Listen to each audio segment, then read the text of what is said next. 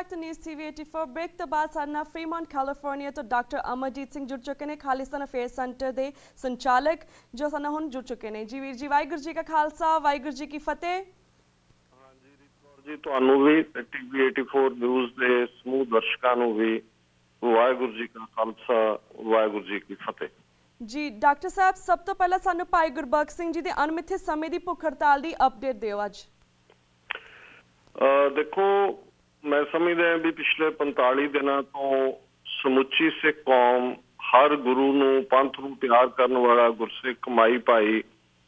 उसका ध्यान गुरुद्वारा अंब साहब मोहाली वाल सी। उस दियां अरदासां दे विच भाई गुरबख्श सिंह दी चढ़दी कला ते बंदी सिंघां दी रिहाई दी अरदास सी। हाँ जी। सो मैं समझदा भी गुरु ने बॉडी कीती है। बड़ी देर बाद सानू ये एहसास होया है कि जे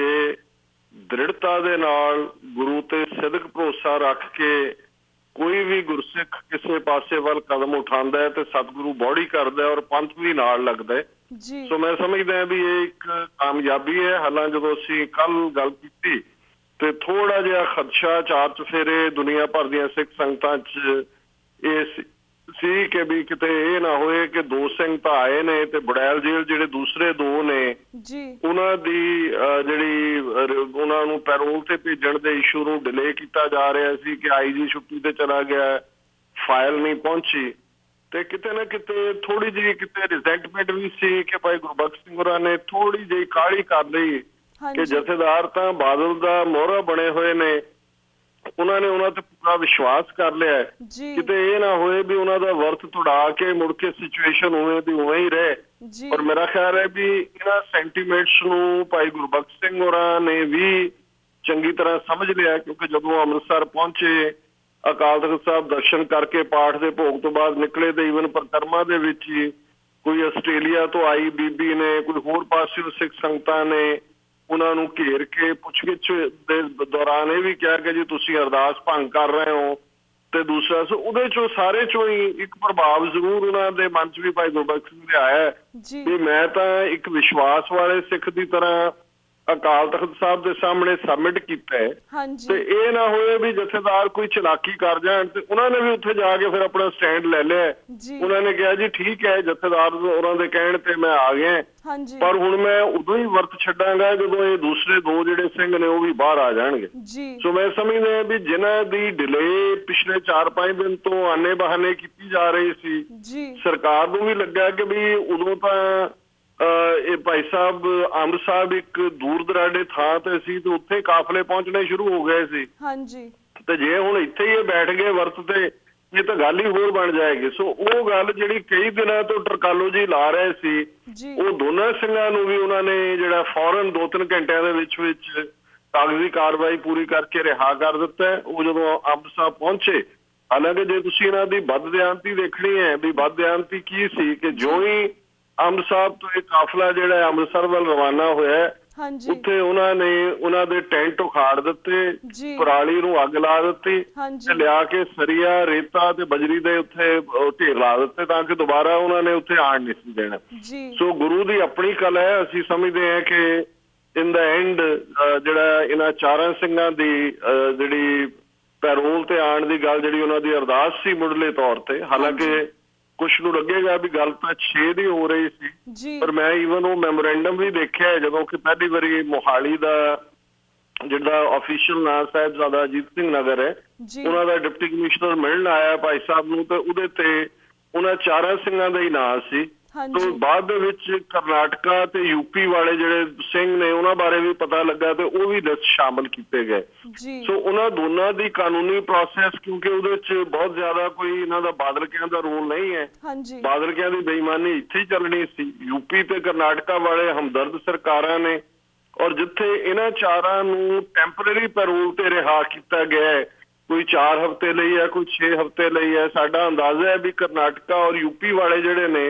वो पक्के तौर पर उन्होंने रिहाई होएगी और उहदे च जरूर थोड़ा जिहा वक्त जरूर लग सकता है। हुण दूसरी जिहड़ी इहदे च चंगी गल मैं समझदा भी भाई गुरबख्श सिंह होरां ने भी और 5 मैंबरी कमेटी जिहड़ी कि इस सारे नूं लीड कर रही सी जिन्हां दे एक मैंबर ਸਰਦਾਰ ਸਤਨਾਮ ਸਿੰਘ ਪੌਂਟਾ ਸਾਹਿਬ ਅੱਜ TV 84 ਨਿਊਜ਼ ਤੇ ਆਏ ਵੀ ਨੇ। ਜੀ ਇਹਨਾਂ ਨੇ ਵੀ ਬੜੀ ਸਿਆਣਪ ਦੇ ਨਾਲ 45 ਦਿਨ ਇਸ ਮੂਵਮੈਂਟ ਨੂੰ ਲੀਡ ਕੀਤਾ ਔਰ ਅਖੀਰ ਦੇ ਵਿੱਚ ਇਹਨਾਂ ਨੇ ਵੀ ਕਿਹਾ ਜੀ ਸਾਡਾ ਰੋਲ ਖਤਮ ਹੈ, ਹੁਣ ਜਥੇਦਾਰ ਅਕਾਲ ਤਖਤ ਦੇ ਜਿਹੜਾ ਉਹਨਾਂ ਨੇ ਦੇਖਣਾ ਹੈ ਵੀ ਇਹਨਾਂ ਸਿੰਘਾਂ ਦੀ ਪੱਕੀ ਰਿਹਾਈ ਜਿਹੜੀ ਹੈ ਉਹਨੂੰ ਕਿਵੇਂ ਸੰਭਵ ਬਣਾਉਣਾ ਹੈ। ਸੋ ਇਹੀ ਗੱਲ ਗੁਰਬਖਸ਼ ਸਿੰਘ ਹੋਰਾਂ ਨੇ ਵੀ ਕਹੀ ਹੈ ਔਰ ਉਹਨਾਂ ਨੇ ਕਿਹਾ ਕਿ ਵੀ ਠੀਕ ਹੈ, ਮੈਂ ਵਾਪਸ ਜਾ ਕੇ ਅੰਬ ਸਾਹਿਬ ਅਰਦਾਸ ਕਰਕੇ ਮੈਂ ਆਪਣੇ ਪਿੰਡ ਜਾ ਕੇ ਆਰਾਮ ਕਰਨਾ ਚਾਹੁੰਦਾ ਔਰ ਉਸ ਤੋਂ ਬਾਅਦ ਇੱਕ ਪੰਥਕ ਇਕੱਠ ਸੱਦ ਕੇ ਭਵਿੱਖ ਦੀ ਜਿਹੜੀ ਹੈ ਉਹ ਰੂਪਰੇਖਾ ਤਿਆਰ ਕੀਤੀ ਜਾਏਗੀ। ਮੈਂ ਸਮਝਦਾ ਵੀ ਕੁੱਲ ਮਿਲਾ ਕੇ ਜਦੋਂ ਤੁਸੀਂ ਕਿਸੇ ਚੀਜ਼ ਦੀਆਂ ਪ੍ਰਾਪਤੀਆਂ ਜਾਂ ਲਾਸਿਸ ਦੇਖਦੇ ਹੋ ਤੇ ਉਸ ਲਿਹਾਜ਼ ਨਾਲ ਬੜੀ ਦੇਰ ਬਾਅਦ ਇਹ ਵਿਕਟਰੀ ਜਿਹੜੀ ਹੈ, ਜਿੱਤ ਪੰਥ ਦੇ ਵਿਹੜੇ ਸਤਿਗੁਰੂ ਨੇ ਬਖਸ਼ੀ ਹੈ। ਬਾਕੀ ਇੱਕ ਗੱਲ ਜ਼ਰੂਰ ਹੈ, ਜਿਵੇਂ ਮੈਂ ਪਹਿਲਾਂ ਵੀ ਕਿਹਾ ਸੀ ਕਿ ਜਿਹੜਾ ਇੱਕ ਉਭਾਰ ਸੀ ਜਿਹਨੂੰ ਕਿ ਅਸੀਂ ਲੋਕ ਲਹਿਰ ਦੇ ਵਿੱਚ ਕਨਵਰਟ ਕਰਨ ਬਾਰੇ ਸੋਚਦੇ ਸੀ, ਉਹ ਜ਼ਾਹਰ ਹੈ ਵੀ ਉਭਾਰ ਦੇ ਲਈ ਟਕਰਾਅ ਜ਼ਰੂਰੀ ਹੁੰਦਾ ਹੈ। ਟਕਰਾਅ ਉਹਦੇ ਨਾਲ ਜਿਹੜੀਆਂ ਤੁਸੀਂ ਆਇਡੈਂਟੀਫਾਈ ਕਰਦੇ ਹੋ ਕਿ ਵੀ ਇਹ ਪੰਥ ਪ੍ਰਸਤ ਤਾਕਤਾਂ ਨਹੀਂ ਨੇ, ਜਿਨ੍ਹਾਂ ਦੇ ਵਿੱਚ ਬਾਦਲ ਅਕਾਲੀ ਦਲ ਜ਼ਾਹਰਾ ਤੌਰ ਦੇ ਉੱਤੇ ਜਿਹੜਾ ਉਹ ਐਨਮੀ ਜ਼ੋਨ ਦੇ ਵਿੱਚ ਹੀ ਖੜਾ ਸੀ ਔਰ ਅੱਜ ਵੀ ਖੜਾ ਹੈ। ਇਸ ਬਾਰੇ ਕੋਈ ਭੁਲੇਖਾ ਨਹੀਂ ਹੋਣਾ ਚਾਹੀਦਾ ਕਿ ਇਹਨਾਂ ਦੀ ਇਹ ਮਜਬੂਰੀ ਬਣ ਗਈ, ਇਸ ਕਿਸਮ ਦੇ ਹਾਲਾਤ ਬਣ ਗਏ ਔਰ ਉਹਦੇ ਚ ਬਹੁਤ ਸਾਰਾ ਸਿੱਖ ਸੰਗਤਾਂ ਦਾ ਜਿਹੜੇ ਪਰਦੇਸੀ ਸਿੱਖ ਸੰਗਤਾਂ ਨੇ ਉਹਨਾਂ ਨੇ ਇਸ ਵਾਰ ਵੀ ਆਪਣਾ ਉਹੀ ਰੋਲ ਅਦਾ ਕੀਤਾ ਜਿਵੇਂ 2012 ਦੇ ਵਿੱਚ ਭਾਈ ਬਲਵੰਤ ਸਿੰਘ ਰਾਜੋਆਣਾ ਦੇ ਫਾਂਸੀ ਦੇ ਮੁੱਦੇ ਤੇ ਸੀ। ਉਸ ਪ੍ਰੈਸ਼ਰ ਦੀ ਬਦੌਲਤ ਜਥੇਦਾਰਾਂ ਨੇ ਬਾਦਲਕਿਆਂ ਨੂੰ ਖੁਸ਼ ਕਰਨ ਲਈ ਵੀ ਆਪਣਾ ਰੋਲ ਅਦਾ ਕਰਨਾ ਸੀ, ਪਰ ਇਹਨਾਂ ਨੂੰ ਇਹ ਫਿਕਰ ਬਾਹਰਲੇ ਲਿਫਾਫਿਆਂ ਦਾ ਵੀ ਸੀ ਕਿਉਂਕਿ ਜਿਵੇਂ ਥਾਂ ਥਾਂ ਗੁਰਦੁਆਰਾ ਕਮੇਟੀਆਂ ਨੇ ਮਤੇ ਕੀਤੇ ਕਿ ਭਾਈ ਹੁਣ ਤੁਸੀਂ ਬਾਹਰ ਨਾ ਆਇਓ ਨਹੀਂ ਤਾਂ ਤੁਹਾਨੂੰ ਜਵਾਬਦੇਹ ਹੋਣਾ ਪਏਗਾ। ਔਰ ਇਸ ਦੇ ਨਾਲ ਹੀ ਜਿਹੜਾ ਨੌਜਵਾਨ ਸਾਡੇ ਬੱਚੇ ਬੱਚੀਆਂ ਜਿਵੇਂ ਉਹ ਬਾਹਰ ਨਿਕਲੇ, ਮੈਂ ਨਿੱਜੀ ਤੌਰ ਤੇ ਉਸ ਅਨੁਭਵ ਨੂੰ ਸਮਝਦਾ ਕਿ ਕਿਵੇਂ ਸਕੂਲ ਜਾਣ ਤੋਂ ਪਹਿਲਾਂ ਆਪਣੇ ਜਿਹੜੇ ਕਾਲਜਿਸ ਯੂਨੀਵਰਸਿਟੀਜ਼ ਚੋਂ ਕਾਲਾਂ ਈਮੇਲ ਕੀ ਹੋਇਆ ਸਵੇਰੇ ਸ਼ਾਮ ਹਰ ਇੱਕ ਜਿਹੜਾ ਨੌਜਵਾਨ ਬੱਚਾ ਬੱਚੀ ਜਿਹੜਾ ਪੰਥ ਨੂੰ ਪਿਆਰ ਕਰਦਾ ਹੈ ਉਸ ਨੇ 45 ਦਿਨ ਇਵੇਂ ਹੀ ਨੇ ਜਿਵੇਂ ਉਹਨਾਂ ਨੇ ਭੁੱਖ ਦੇ ਨਾਲ ਹੀ ਗੁਜ਼ਾਰੇ ਹੋਣ ਭਾਈ ਗੁਰਬਖਸ਼ ਸਿੰਘ ਦੇ। ਸੋ ਇਸ ਉਭਾਰ ਨੇ ਵੀ ਇਹਨਾਂ ਨੂੰ ਵਕਤ ਪਾਇਆ। ਫਿਰ ਭਾਈ ਗੁਰਪ੍ਰੀਤ ਸਿੰਘ ਗੁਰੀ ਵਰਗਾ ਨੌਜਵਾਨ ਜਿਹਨੇ ਕਬੱਡੀ ਮੈਚ ਜਦ ਚੱਲ ਰਹੇ ਸੀ ਉਸ ਦੌਰਾਨ ਖਲੋ ਕੇ ਚੈਲੰਜ ਕੀਤਾ ਇਹਨਾਂ ਨੂੰ, ਉਹ ਵੀ ਇਹਨਾਂ ਲਈ ਫਿਕਰ ਦਾ ਕਾਰਨ ਬਣਿਆ। ਇਸ ਲਈ ਇਹਨਾਂ ਨੂੰ ਨਰਿੰਦਰ ਮੋਦੀ ਦੀ ਰੈਲੀ ਵੀ ਕੈਂਸਲ ਕਰਨੀ ਪਈ। ਸੋ ਕੁੱਲ ਮਿਲਾ ਕੇ ਖਾਲਸਾ ਪੰਥ ਨੇ ਆਪਣੀ ਤਾਕਤ ਤਾਂ ਜ਼ਰੂਰ ਦਿਖਾਈ, ਪਰ ਕਿਉਂਕਿ ਹੋਰ ਵੀ ਇਹਦੇ ਵਿੱਚ ਆਵੜੇ ਉਹਨਾਂ ਦੇ ਵਿੱਚ ਸੰਤ ਸਮਾਜ ਅਖੌਤੀ ਤੇ ਦੂਸਰੀਆਂ ਤਾਕਤਾਂ, ਸੋ ਇਹਦੇ ਚ ਕੋਈ ਇੱਕ ਧਿਰ ਇਹ ਨਹੀਂ ਕਹਿ ਸਕਦੀ ਕਿ ਵੀ ਇਹ ਉਹਨਾਂ ਦੀ ਯੂਨੀਕ ਵਿਨ ਹੈ। ਇਹ ਵਿਨ ਵਿਨ ਸਿਚੁਏਸ਼ਨ ਹੈ ਜਿਹਦੇ ਚ ਪੰਜਾਬ ਸਰਕਾਰ ਰਿਲੀਵਡ ਮਹਿਸੂਸ ਕਰੇਗੀ ਕਿ ਜੀ ਅਸੀਂ ਆਪਣਾ ਰੋਲ ਅਦਾ ਕੀਤਾ ਹੈ, ਅਸੀਂ ਛੱਡ ਦਿੱਤੇ ਨੇ ਜਾਂ ਪੈਰੋਲ ਕਰਾ ਲਈ, ਜਥੇਦਾਰ ਸਮਝਦੇ ਨੇ ਵੀ ਅਸੀਂ ਕੀਤਾ। ਪਰ ਮੈਂ ਸਮਝਦਾ ਵੀ ਕੁੱਲ ਮਿਲਾ ਕੇ ਜੇ ਅਸੀਂ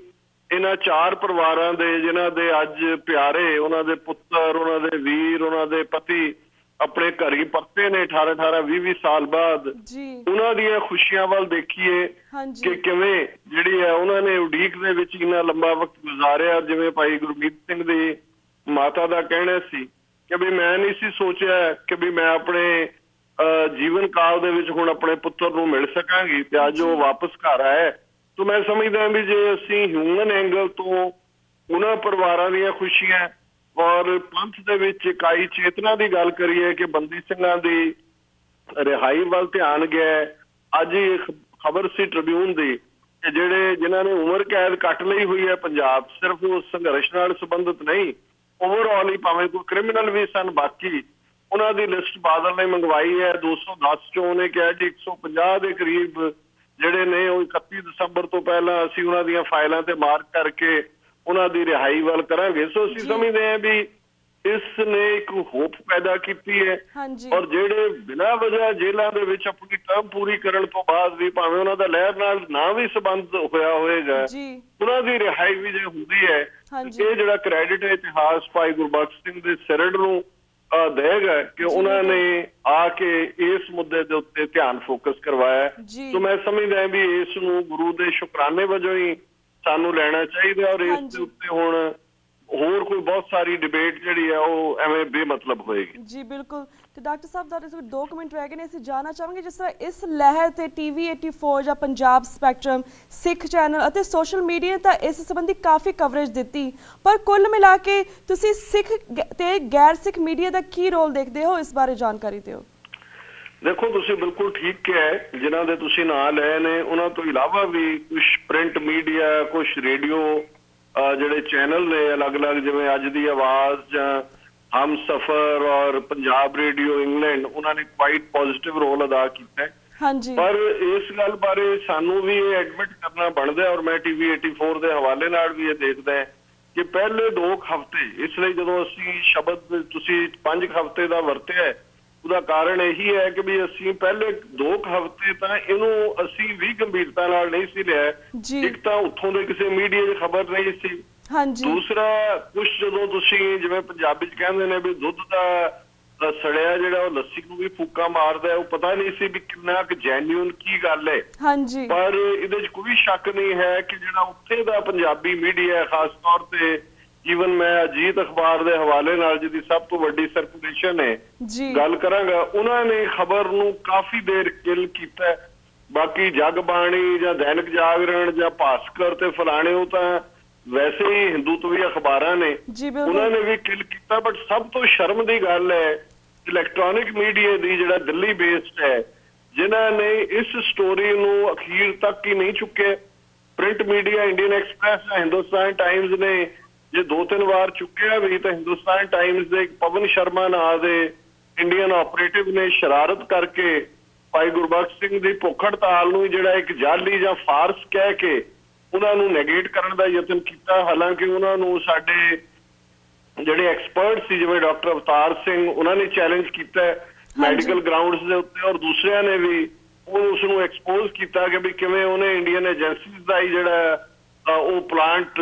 ਜਿਹੜਾ ਮਟੀਰੀਅਲ ਸੀ ਉਸ ਨੂੰ ਅੱਗੇ ਲਿਆਂਦਾ। ਸੋ ਮੈਂ ਸਮਝਦਾ ਵੀ ਇਸ ਚੋਂ ਇੱਕ ਗੱਲ ਜ਼ਾਹਰ ਹੁੰਦੀ ਹੈ ਵੀ ਸਾਨੂੰ ਆਪਣੇ ਮੀਡੀਆ ਨੂੰ ਮਜ਼ਬੂਤ ਕਰਨਾ ਚਾਹੀਦਾ ਹੈ। ਸਿੱਖ ਦਰਸ਼ਕਾਂ ਨੂੰ ਅਸੀਂ ਇਹ ਬੇਨਤੀ ਕਰਾਂਗੇ, ਜਿਹੜੇ ਸੁਣਦੇ ਵੀ ਨੇ ਰੇਡੀਓ ਪ੍ਰੋਗਰਾਮਾਂ ਰਾਹੀਂ ਵੀ, ਕਿ ਭਾਈ TV 84 ਜਾਂ ਜਿਹੜੇ ਵੀ ਪੰਜਾਬ ਸਪੈਕਟਰਮ ਔਰ ਦੂਸਰਿਆਂ ਨੇ ਇਸ ਵੇਲੇ ਆਪਣਾ ਰੋਲ ਨਿਭਾਇਆ, ਤੁਸੀਂ ਵੀ ਜ਼ਰਾ ਆਪਣੀਆਂ ਜੇਬਾਂ ਢਿੱਲੀਆਂ ਕਰੋ। ਮਾੜਾ ਮੋਟਾ ਸਿਰਫ ਬੱਲੇ ਬੱਲੇ ਨਾਲ ਗੱਲ ਨਹੀਂ ਬਣਨੀ ਹੈ, ਮਦਦ ਲਈ ਉਤਰੋ, ਤਾਂ ਕਿ ਆਉਣ ਵਾਲੇ ਸਮੇਂ 'ਚ ਵੀ ਜਿਹੜੇ ਪੰਥਕ ਮੁੱਦੇ ਨੇ ਔਰ ਸਮੇਂ-ਸਮੇਂ ਚੈਲੰਜ ਨੇ, ਉਹਨਾਂ ਨੂੰ ਅਸੀਂ ਉਭਾਰ ਸਕੀਏ। ਸੋ ਬਾਕੀ ਮੀਡੀਆ ਦਾ ਰੋਲ ਤਾਂ ਜਿਵੇਂ ਮੈਂ ਕਿਹਾ ਉਹ ਨੈਗੇਟਿਵ ਹੀ ਗਰਦਾਨਿਆ ਜਾ ਸਕਦਾ। ਜੀ ਬਿਲਕੁਲ। ਤੇ ਡਾਕਟਰ ਸਾਹਿਬ, ਸਾਡਾ ਵਕਤ ਹੁਣ ਸਮਾਪਤੀ ਵੱਲ ਜਾ ਰਿਹਾ। ਮੈਂ ਤੁਹਾਡੇ ਕੋਲ ਇੱਥੇ ਹੀ ਇਜਾਜ਼ਤ ਲੈਣੀ। ਤੁਹਾਡਾ ਬਹੁਤ-ਬਹੁਤ ਸ਼ੁਕਰੀਆ, ਤੁਸੀਂ ਆਪਣਾ ਟਾਈਮ ਕੱਢ ਕੇ ਸਾਡੇ ਸਿੱਖ ਸੰਗਤਾਂ ਦੇ ਰੂਬਰੂ ਹੋਏ ਤੇ ਆਪਣੇ ਵਿਚਾਰ ਸਾਂਝੇ ਕੀਤੇ। ਵਾਹਿਗੁਰੂ ਜੀ ਕਾ ਖਾਲਸਾ, ਵਾਹਿਗੁਰੂ ਜੀ ਕੀ ਫਤਿਹ। ਵੀਅਰਸ, ਇੱਥੇ ਮੈਂ ਤੁਹਾਡੇ ਕੋਲ ਇਜਾਜ਼ਤ ਲੈਣੀ ਹਾਂ। ਮੰਡੇ ਮਿਲਾਂਗੇ ਸੇਮ ਟਾਈਮ ਸੇਮ ਸ਼ੋ ਤੇ, ਤਦ ਤੱਕ ਲਈ ਵਾਹਿਗੁਰੂ ਜੀ ਕਾ ਖਾਲਸਾ, ਵਾਹਿਗੁਰੂ ਜੀ ਕੀ ਫਤਿਹ।